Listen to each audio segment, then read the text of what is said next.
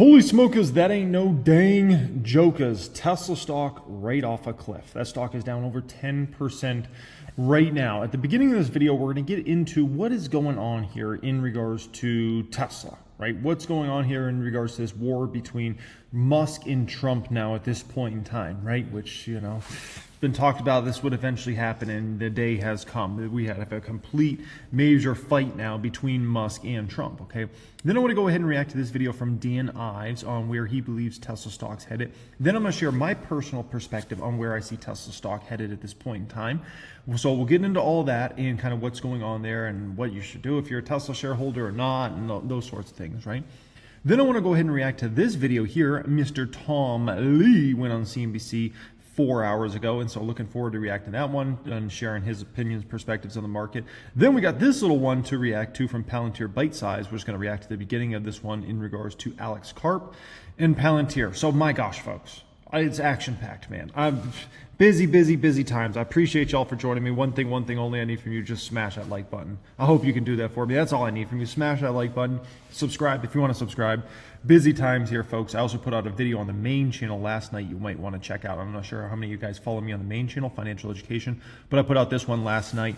Buy every share of this stock you can, so you might want to check out that one if you haven't already when this video is over. And also 4 stocks to buy now, June 2025 edition. I put that out a couple days ago. Looks like about 118,000 people have gotten to see that so far, okay? Okay, so let's get into this Musk-Trump war and what's going on there, and then I'll tell you my perspective and opinion on where the stock is headed. I'm very disappointed because Elon knew the inner workings of this bill better than almost anybody sitting here, better than you people. He knew everything about it. He had no problem with it. All of a sudden he had a problem, and he only developed the problem when he found out that we're going to have to cut the EV mandate because that's... Woo! Whoa. Hold your horses.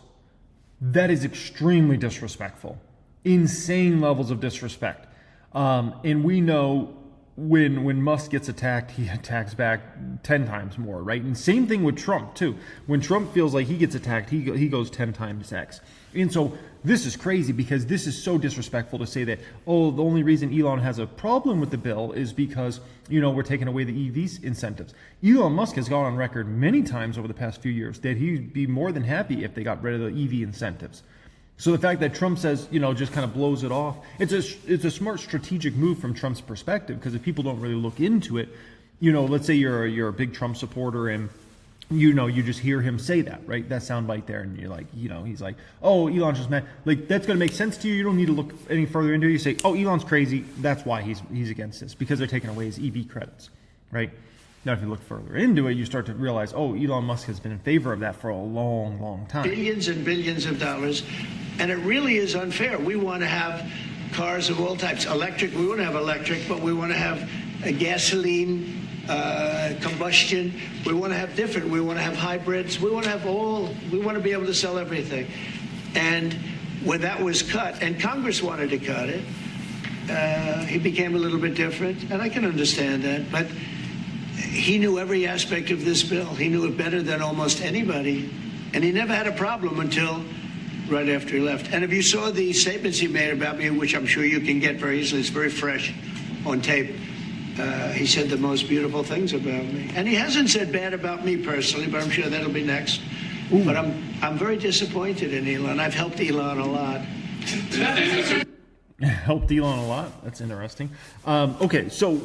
You know, right off the bat, Elon Musk says here, because, you know, that's the thing with Elon Musk and Trump, and that's why this was going to be such a volatile situation, right? And, you know, you got two men there that, whoo, man, when they get attacked, they like to come, like I said, 10x back. So Elon Musk says, whatever, keep the EV solar incentives, cuts in the bills, even though no oil and gas subsidies are touched. Very unfair, but true. But ditch the mountain of disgusting pork in the bill. In the entire history of civilization, there has never been legislation that are both big and beautiful. Everyone knows that. Either you get a big and ugly bill or a slim and beautiful bill. Slim and beautiful is the way he says, right? He obviously posted this. The national debt's up to around 37 trillion now at this point in time. Elon Musk says, false. This bill was never shown to me even once and was passed in the dead of night so fast that almost no one in Congress could even read it. Now, somebody's lying. Somebody's lying here. It's either Musk or it's Trump. Trump says Elon Musk knew everything about this bill. He knew the inner workings better than anybody. And Elon Musk is saying he was never even shown this bill once. So somebody's lying. Who do you believe?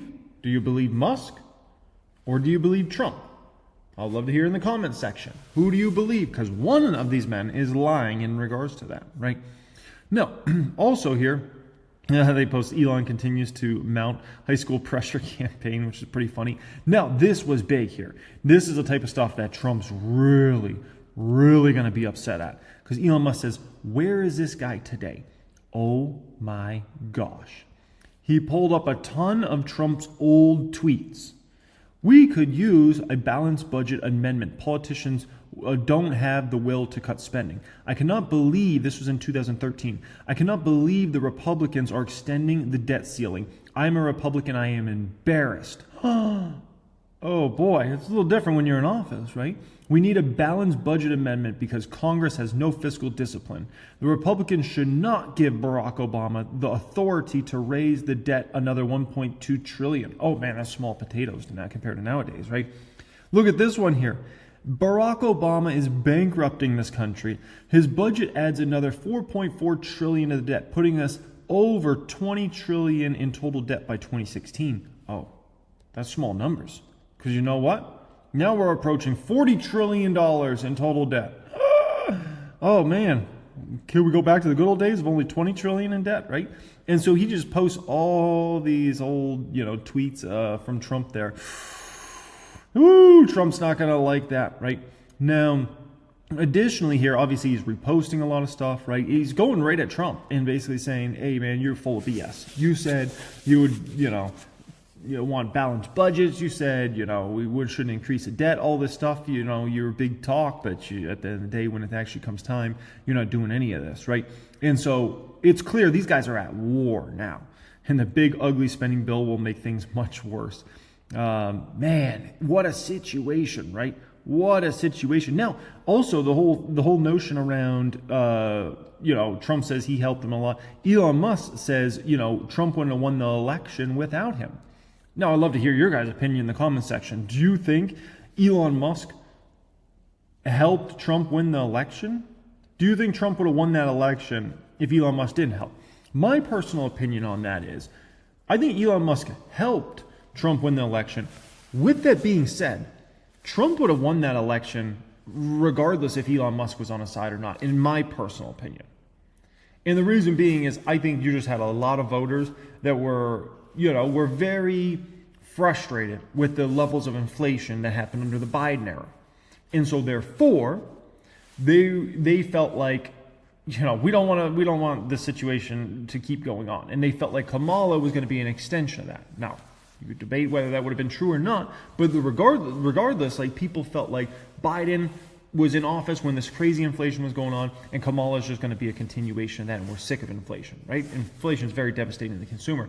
And so I think regardless, people were thinking back to the Trump days, and they're like, man, that wasn't too bad. I remember 2017, 2018, 2019. Like, jobs market was good. We had low inflation. Like, I want to go back there. So my opinion is Trump would have won that election with or without Elon Musk. But Trump won in a landslide. I think Elon Musk and Joe Rogan, some of these other folks, I think they helped Trump win in a landslide. But I think regardless of the Joe Rogan interview, regardless of Elon Musk, and my honest belief is Trump would have won that election regardless, okay? Now, additionally, he basically just kind of reposting stuff about being against like the EV credits and those sorts of things, right? And, just kind of doubling, tripling down. Oh, this is something that you want to talk about, something that's going to piss Trump off. Oh, look at this one. Look at this one. I have a plan to cut spending, increase spending. Oh, man. Woo! When Trump gets a hold of this stuff, oh, baby, it's going to be nasty. And then Elon Musk put the cherry on top.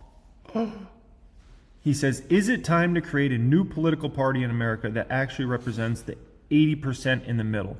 I'm going to put yes. Hey, 83% said yes. Oh. Now he's talking about he wants to create a new political party in America. Oh my gosh. War. Woo-wee. Wow. Wow. Let me play this part. Blistering criticism now from Elon Musk on social media, just responding to the president's event in the Oval Office a short time ago. Elon Musk posting on X, his social media platform, "Without me, Trump would have lost the election. Dems would control the House and the Republicans would be 51-49 in the Senate." He goes on to post 2 words, "such ingratitude." Now that follows on President Trump appearing in the Oval Office alongside the Chancellor of Germany. The president saying that he would have won Pennsylvania without Elon Musk. He was doing just fine. Yeah, and to be fair, from Elon's side, that's very disrespectful to Trump. And Trump, Trump's got a big ego. Everybody knows that, whether you like Trump, whether you voted for him, voted against him, it doesn't matter. Everybody knows Trump's got a big ego. So when another man says, "I'm the reason you're president," disrespectful. So I'm telling you, this is getting disrespectful fast. And the president, by his own terms, very measured in his criticism of Elon Musk. But he did say that Musk... Yeah. Just wait till he sees all the stuff that Elon Musk posted in the past hour or two. Was for his big spending bill until he came out against it after leaving government, and that Musk had been totally briefed on that spending bill before he left government. Musk taking to social media during that press availability to say that was false. He had not seen the bill until after the fact, and it was done in the dark of night. So an erupting political controversy and sort of political fisticuffs, I guess is the way to describe this, between Elon Musk and Donald Trump, 2 figures who are just enormously powerful figures on the world stage, who were joined at the hip politically from the summer until last week, and now a major fracture here between the two. The president was, as I say, fairly measured in his criticism of Musk by his own terms. So where do I see this going next as far as Trump's next attack? My opinion on where Trump could take it here, and this is going to be some of the lowest level of disrespect, I think Trump's might take the approach of Elon's on stuff. Woo, baby. That's going to get real ugly. Because that's what I think is going to happen. I think Trump's going to say he's on stuff. He's doing stuff. And, man, he's going crazy because he's doing all types of stuff. Yeah. Trump shareholders taking that in a bad way. Musk tweeting that Trump would have lost the election without his support. Here now for more is Tesla Bull. That's how you're being described out of Dan Ives of Wedbush. You just launched the Ives ETF, which I haven't had a chance to congratulate you on. But so let's talk about why Tesla shares are down so much on the spat between him and the president. I mean, there's a view that the battle here going on between Musk and Trump, that this is going to continue to sort of, increase. And what that ultimately does is that autonomous and the regulatory vision, does Trump now not start to play nice in the sandbox with Musk? I see. So it really comes down to a big piece here is saying, does this beef between Musk and Trump actually continue to increase? And then the positive things you expected from an autonomous perspective and regulatory, now that's off the table because of what's happening here. Right, so it's not so much about the EV mandate, which, as our last guest suggested, was always most likely to go away. And as Musk said, it's not even what he was, if we take him at his word, focused on in the bill. But you're saying, look, this is what people were worried about a couple months ago, that if Musk was too close to the administration, they would just do his bidding in terms of autonomous. And we had the video this week that was released of the pedestrian fatality, which is raising questions once again about whether their camera-based technology is the superior way to go or enough of a way to go versus LiDAR that it should be kind of broadly rolled out. So at the very moment that that's in the spotlight, here goes Elon Musk from the administration, potentially with the administration's ire. Yeah, I mean, the timing is obviously very head-scratching in terms of Musk just going aggressively, right? In terms Before we go further here, let me answer a very important subject here. I'm somebody that's owned Tesla since 2019, I believe I got my first Tesla. It was a Model 3 Performance Edition. Love that car, great car. From there I got a Model X, which I still have today. From there I got a Model S Plaid, which I still have today, right? So I've been a Tesla owner for 5 or 6 years now at this point in time, and obviously I was a Tesla shareholder for a long time, right? Do I believe that Tesla's hardware, what they currently have in sensors and cameras, is good enough to do full self-driving? The answer to that is, I do not believe it is. I believe they do need LiDAR. And I've really come to that conclusion over this past year and really over this past 6 months. I'm really paying attention to stuff, really looking at what's going on, and I just don't think Tesla's current technology can get there. To do, you know, obviously you guys saw that the accident that happened there, right? And I've seen a lot of the tests that you know have occurred in regards to Tesla. And I've just come to the conclusion that I don't think Tesla can get it done. And you got to understand, every accident that happens with these cars is going to be under an insane level of scrutiny. And so, you know, you have to be, it's not good enough to only be safer than a human. You have to be nearly perfect with these cars. Because if a human hits another human, like there's a, you know, like people understand it, they get it. When a car is going to hit a kid, that is, you know, that's not going to be like, you know, that's going to be a huge deal. And so my belief is, I think Tesla's going to have to end up going LiDAR in the end if they really want to be competitive in this market, because I think it's going to be difficult to do it with their current hardware. Shot across the bow. And I was next week, you have the launch of Cybercab robotaxis in Austin. So look, friends fight. So again, I think this is not one that you could basically say this is going to continue to get worse and worse. But clearly there's a line in the sand here. Musk has taken a stance. But I think the broader view, the reason Tesla stock's off the way it is, and I think overdone, is because the view that this means that Trump is... Oh my gosh, Dan Ives. I couldn't agree with you more. And the fact that he's like, oh, it's just friends fighting. Dude, both these guys are doing high levels of disrespect to the whole world. This isn't just friends fighting. Friends don't disrespect friends in front of the whole world and humiliate them. And what Trump kind of did, starting it there, was a little humiliating. Well, you say maybe Musk started it, but Trump took it to another level. Elon just took it to another level, and now I bet you Trump takes it to another level. They're trying to humiliate each other in front of the whole world.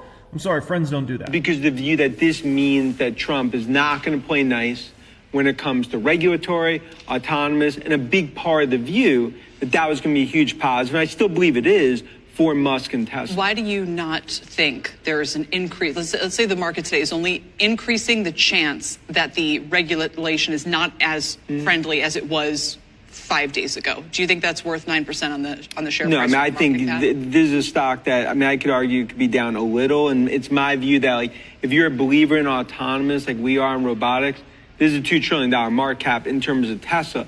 But the view that you went from basically first buddy in terms of Musk with Trump in the White House, Mar-a-Lago, and now they're doing this fight over social media, it's not what you want to see as a Tesla shareholder.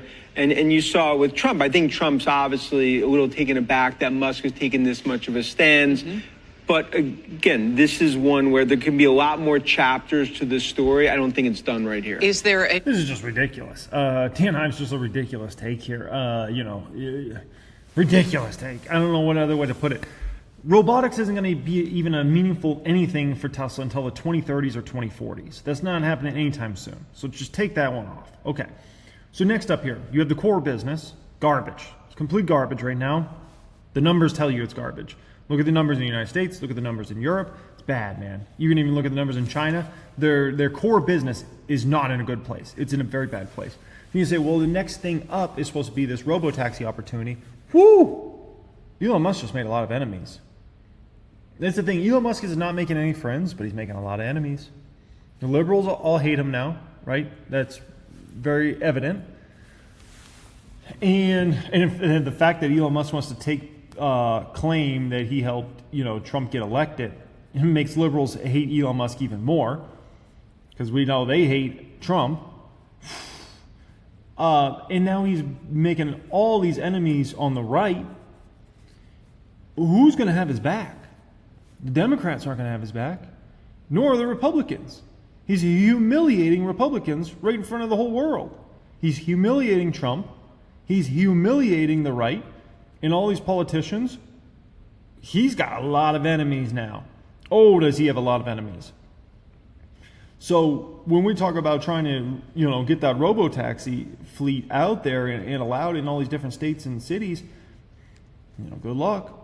And believe me, when things do go wrong, it's going to be top levels of scrutiny, because all these politicians, don't forget, you know, how he's humiliated them, right? So, you know, the fact that Dan Ives is surprised the stock's down big today, like, oh, it's overdone. Baloney. This got a long way to go. This could have a long way to go unless things magically, you know, fix themselves between Musk and Trump. This could have a long way to go, right? You know, I'd post it. Tesla should be around $75 to $125 right now. That doesn't mean it's going down to $75 to $125, but that's my honest belief. Tesla should not be trading at this crazy forward P it's at right now, or P in general. I mean, we're talking about this stock trades. Look at 1000X here. You know, just ridiculous trailing 12-month Ps and forward Ps. Given the levels of risk, if this company's fundamentals were amazing right now, and the core business was doing just banger, right? You know, it could trade at a very rich multiple, but it's not. The core business is bad, and the robo-taxi opportunity looks more and more far-fetched. And then robotics is, once again, that's not till like 2030s or 2040s in terms of that it being any meaningful part of the business. So you just don't have a lot to be excited about at all, right? So why should it be trading at some crazy multiple? And then Elon Musk has just alienated himself from so many people on the right and the left now, which obviously has affected Tesla's numbers very, very negatively, right? So a couple days ago, I opened up a put position on Tesla, right? And I have taken my profits here today, and that doesn't mean Tesla's done going down. I just like to, you know, if I get the chance to make 40+% in a matter of a couple days, I'll take it. Whenever, you know, you got to understand, I got great videos inside the course curriculums inside my private stock group, which will be pinned comment down there today. If you're looking to apply, join there, right? I have great videos that explain how I go into hedge, when I go into hedge. And I hadn't had any hedges on in quite a while, and I decided a couple days ago, you know what, let me go ahead and start a Tesla hedge here. And so obviously it's done phenomenal, right? But that was kind of a hedge against, you know, Tesla had ran a lot. You know, it had kind of priced into kind of best case scenarios, in my opinion, already. And we're in a situation where the market's kind of a little extended here. So I said, let me go ahead and make a little hedge here, right? But when I go to hedge, I'm not trying to, you know, I'm not trying to kill it. I'm trying to make good money and peace out when I hedge. That's what I do. I make good money and I'm out. You know, I'm not trying to kill it. I kill it when it comes to long positions. Long positions is where I go in and I kill it. That's when I go in and make the crazy money, right? That's where I go in and I'm trying to double up, triple up, quadruple up, 10x, 20x my money on a long position that I hold over several years. When it go to a hedge, I'm, you know, if I can make 20, 30, 40, 50% in a snap of fingers, I'm out. I don't need to risk it to maybe let me make more. No. Especially in regards to put options, because you got to understand things could turn the other way very, very quickly in regards to those. If all of a sudden the VIX comes down, all of a sudden you could be talking about you lose a ton of your gains. And then you could even take yourself from a situation where maybe you're up 40, 50, 60% to all of a sudden you're break even, or that you're down. Oh, is that brutal? And because you've got time to work with, right? You don't have a lot of time to work with. A long position, I can work with that for years. I can hold a stock for 5, 10 years if I want, 15 years. With a put position, usually that it's expiring a few months from now. And that's at least how I do it. Usually, sometimes I'll buy even further out than that, but usually if I want to put position, it's 6 to 12 months out. Sometimes 3 months out, if I'm looking to hedge that way, right? And I do very well with my hedges. Like you look at the hedges I had Tesla hedge on earlier this year, did phenomenal with that, cashed out. Costco had a hedge on earlier this year in regards to that, did great. Walmart had a hedge on earlier this year, did great. This Tesla one, did great. And so my thing is when I go into hedge, I've got to feel like there's a lot of risk building in the market. We've had a big run and there could be something that kind of brings us down, right? And then I make my money and I'm out. And then if somebody wants to buy those and they want to try and make their next level of money, good for them. That's fine. I don't need to kill it when it comes to that. You give me 40% plus in a couple days, I'm not greedy, man. I'm not greedy. I'll take my money and I'm out, right? Long positions, I'm greedy. And so, you know, anyways, that's just a lot of that kind of higher level talk. And once again, if you want to learn how to hedge, learn how to do what I do, take your game up to a much higher level than where you're at, pin comment down there, click on that, fill out a form, see if we can get you in my private stock group. Get in those course curriculums, man. Let's stop gambling money around. Let's start playing this game on a higher level and understanding how to play this game, like from the long side, building out great diversified portfolio, and then understanding how to properly hedge in certain situations because, you know, look at Tesla today. down 13, 14%. What a move. All right, Tom Lee. Strat Global Advisors, head of research and CIO, joins us here at Post 9. Tom, it's great to have you back. Yeah, great to see you all. Why do you think it's been so hated? Because April was so sort of near death? Yeah, I think it's hated because not only was it near death, but it was a dire economic scenario that in people's minds is still unresolved. And yet the markets have rebounded the entire decline and actually now approaching all-time highs. So it's been too fast, and I think a lot of people... Before we go further here on the markets in general, let me just answer one question to finish off this kind of Tesla talk here. If Tesla was $100 a share, would I buy the stock today? The answer is no. That is how toxic the Tesla brand has gotten. As somebody like myself, if you gave me the option to buy Tesla at $100 a share, I'd say no. That's how bad it's gotten at Tesla. So that speaks volumes, man, from somebody that was a Tesla shareholder who made so much money on the stock, who knows the company inside and out, has had the pleasure with, knowing people that work, many people that work for Tesla. For me to say I wouldn't even buy it if it was $100, it's very telling, very telling. Take that for what it is. Sort of near death? Yeah, I think it's hated because not only was it near death, but it was a dire economic scenario that in people's minds is still unresolved. And yet the markets have rebounded the entire decline and actually now approaching all-time highs. So it's been too fast, and I think a lot of people liquidated and then never got back in. Which part was too fast? The rally or the April lows? Both. It was a waterfall decline. Yeah. And we look back since 1900, of the 12 waterfall declines previously, almost all are V-shaped bounces, except for 2022. So I think it aligns with history. But even on my way here, someone stopped me and said that they're just a person who watches CNBC says they're still bearish. They don't understand why markets have rebounded. I think the majority of people are bearish. People stop you on the street to tell you that they're still bearish? And then what do you say when they say they're still bearish? Do you say bye, right? What do you tell this person? Well, you probably love that. This person watches CNBC because he was telling me that many people watch CNBC. A lot of people. Many, yes. Yes. We get stopped all the time. Yes. But what did you say in response to I'm still bearish? Well, they said PEs are too high. And I said, but the 10-year can come down because Powell thinks there's inflation risk premium in the 10-year yield. And if that comes down, then PEs aren't expensive. So I do wonder with that as your bull view, that rates can come down. I'm going to New York City later this summer. Maybe I should try to see if I can find Tom Lee. We'll have a little chat about the markets, baby. So I mentioned the weaker jobless claims today and how that's sort of creeping up. I've sort of been sprinkling. He follows me on X, if I recall. Doesn't he? Doesn't Tom Lee follow me on X? Let me see. If I recall, I think he follows me on there. Let's see. Oh, yeah. He follows me on X. So there we go, baby. We'll have a little convo about the state of the market and where it's headed when I go to New York City maybe this summer. Again, some weakness in the jobs market. Do you think that the stock market will be able to withstand that if we really start to see weakness in jobs because it means Powell's going to be closer to cutting? Yeah, it's a good question. Joe Weisenthal called it like a slow leak in the economy, and I think it's accurate because there has been this shock. We know that like in the beige book, port volumes took a hit, trucking took a hit, but is that just a blip or is that the start of a downturn? And I think the markets are going to be able to suss it out eventually, but I mean, so many stocks are acting well and the guidance has been better that I think it feels more like a blip.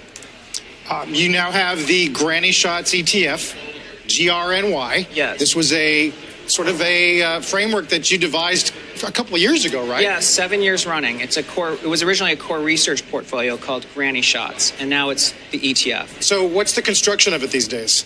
It's 34 names, still concentrated, and it's focused on the themes like AI, cybersecurity, automation, monetary policy easing.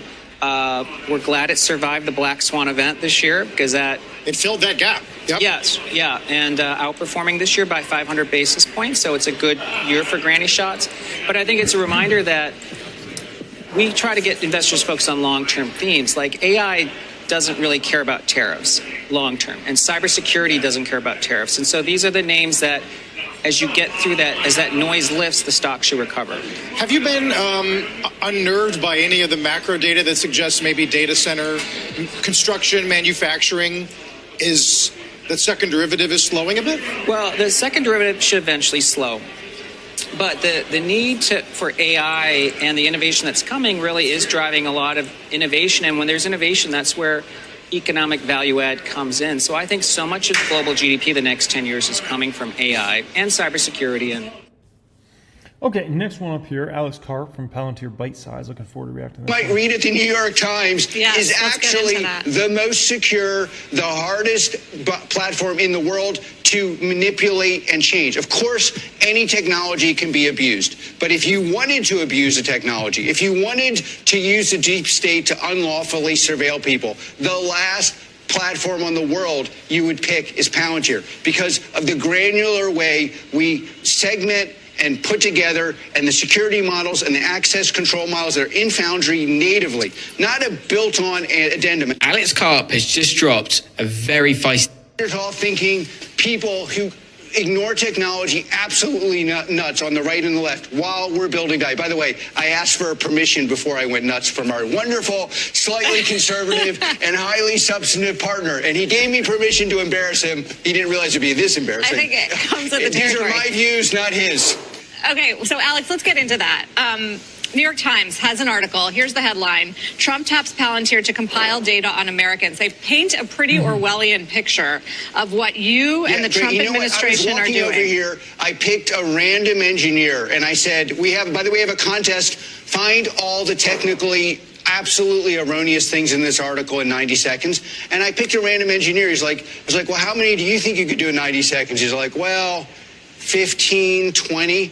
But leaving aside the technical, look, it's probably wrong. hard Is that for what you're them, saying? I'm sure. Well, it's not. Well, first of all, on the tech side, it is so ridiculous. I read the New York Times. It's literally like I'm a dyslexic. They might as well be hiring me to do a spelling bee. So, and maybe they just have friends who are tech bros, but they can't hire on a meritocratic basis. I don't know. So that's up to them. We have a contest. Find all the errors in 90 seconds. I think somebody will find 50 or 60. But the more important thing is we are not surveilling Americans. We are not building a database to surveil them. And if you wanted to do that, the last platform in the world you would buy is Palantir. And don't believe me, go look, spend 10 minutes and look at the architecture of our product. 10 minutes.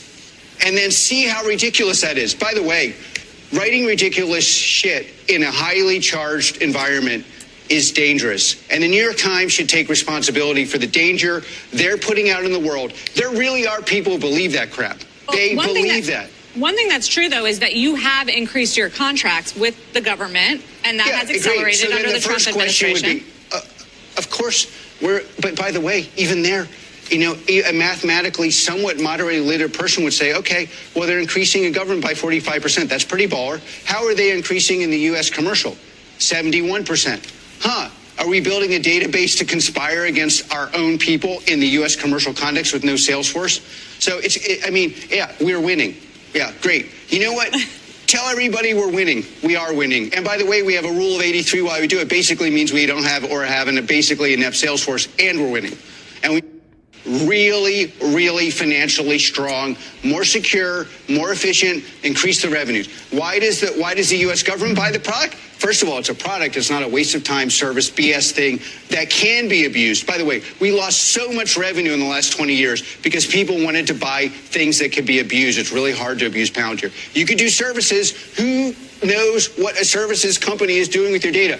Or you could do what the New York Times does or consumer internet does. You could resell the data and productize your users. By the way, there's a high correlation between productizing your users and selling them woke pagan BS.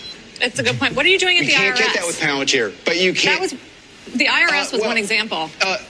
Yeah. You know what's crazy, though? I can't say that's like woke stuff, really.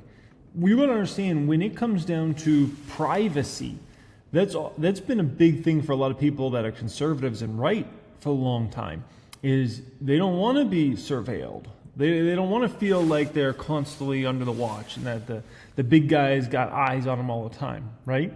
Like there's a lot of, I would say the vast majority of conservatives.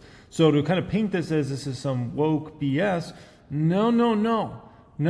Actually, I would say people that might be more open to being surveilled might actually be on the left rather than the right.